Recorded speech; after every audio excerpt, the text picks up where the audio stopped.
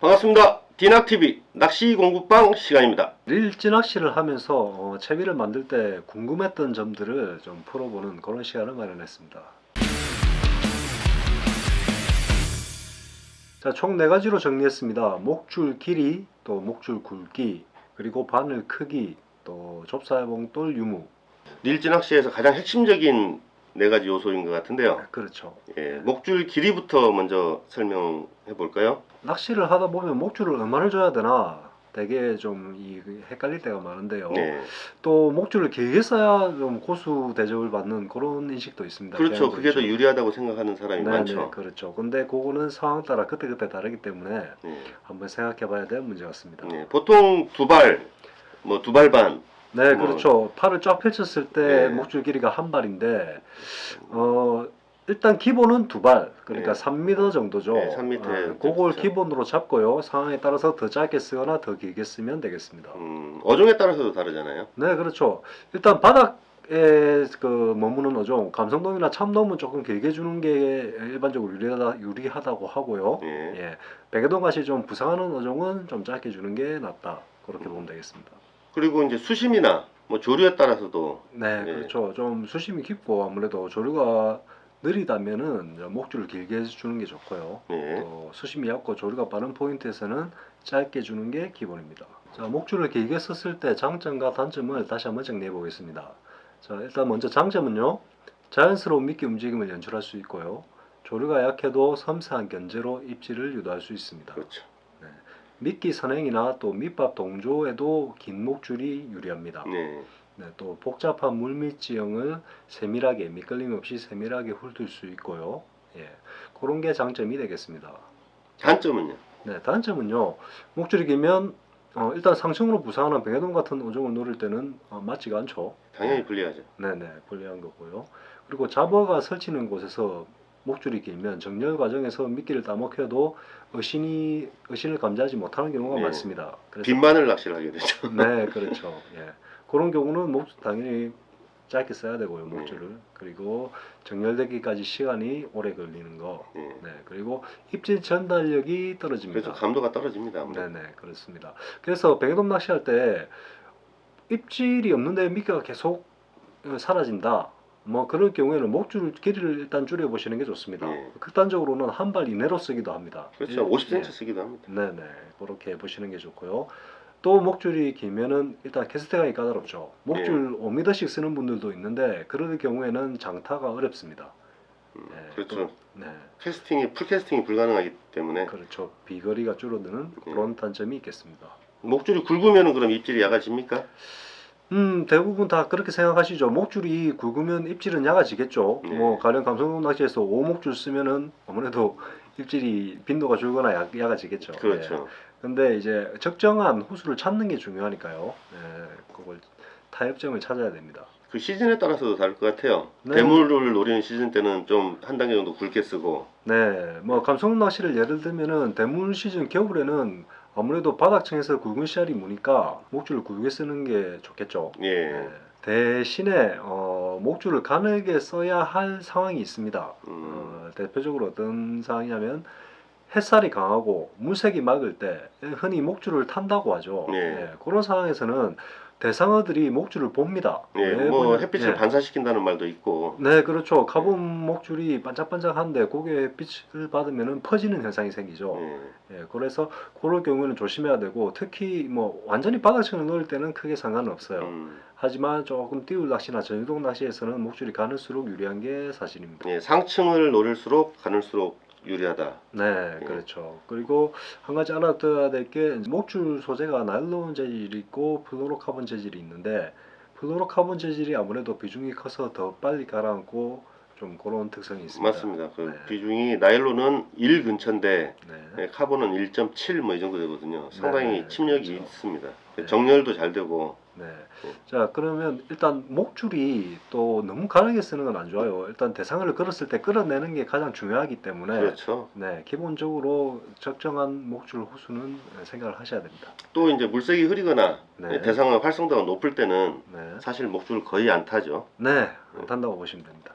자, 바늘 크기 또 설명해 주시죠. 네, 바늘은 일단 기본적으로 노리는 대상 어종에 따른 전용 바늘을 쓰는 게 가장 기본이죠. 그렇죠. 네, 가장 많이 쓰는 호수는 감성돔은 뭐 2호에서 4호, 네. 뱅에돔은 3에서 6호, 예. 참돔은 10에서 12호 정도 되겠습니다. 음. 씨알과 또 灯미끼를 쓰느냐에 따라 가지고 바늘 크기를 정해야죠. 네, 맞습니다. 그 감성 낚시 경우 네. 뭐 크리를 쓸 때는 한 2호에서 3호를 쓰더라도 네. 봄철에 멍게미끼라든지 그렇죠. 그 옥수수 미끼 쓸 때도 옥수수를 많이 끼워야 되니까 한 4, 5를 쓰는 게 유리하다든지 네, 그렇죠. 미끼 종류에 따라서도 이 바늘 크기가 달라지죠. 네, 그렇습니다. 예. 자, 뭐 또 뭐 아시다시피 대상어 활성이 높고 입질이 시원할 때는 큰 바늘이 좋고요. 네, 바늘이 크면은 후킹이 잘 되는 거는 명확한 사실입니다. 그렇죠. 예, 그렇죠. 대신에 너무 큰 바늘은 이물감을 줄 수가 있죠. 이 대상어들이 입질을 할 때 좀 빨아들이거든요. 그래서 그렇죠. 큰 바늘은 무겁기 때문에 예민할 때는 그 빨아들이다가 그냥 놔버리는 네, 그런 단점이 있죠. 그렇죠. 물고기들이 저 먹잇감을 잡아먹는 게 아니고 쪽 빨아들이듯이 흡입을 하기 때문에 예, 이물감을 줄 수 있습니다. 또 바닥 지형이 복잡한 곳에서는 바늘이 크면 아무래도 잘 걸리겠죠. 그렇죠. 네, 그래서 그런 부분도 감안을 하셔야 됩니다. 하지만 이제 큰 바늘은 뭐 휘어지거나 부러질 염려가 적으니까 네. 대물을 상대할 때 유리하고 또 가벼운 채비로 전유동 낚시를 할 때 좁사봉돌을 달면 아무래도 채비에 조금 자연스러움이 떨어진다고 생각을 하는데요. 그럴 때 무겁고 큰 바늘을 쓰면은 좁사봉돌 역할을 대신하기도 합니다. 네, 그렇죠. 목줄의 그 자연스러움을 유지하면서도 어느 정도의 침력을 또 바늘이 그렇죠. 그런 역할을 하겠죠. 네. 자, 그리고 저 바늘을 작은 바늘을 쓸 때는 챔질 타이밍에 유의하셔야 됩니다. 큰 바늘은 저 입질하는 과정에서 바로 채면은 입술 근처에 후킹이 되는 경우가 있는데, 작은 바늘은 그런 식으로 거는 게 아니고 완전히 삼키도록 유도해서 살이 좀 약한 그 입 안쪽 살에 걸리도록 그렇게 하는 게 좋습니다. 예, 일단 챔질 타이밍을 네, 조금 느리게 가져가는 것. 네, 그렇죠. 바늘 작은 걸 쓸 때는요.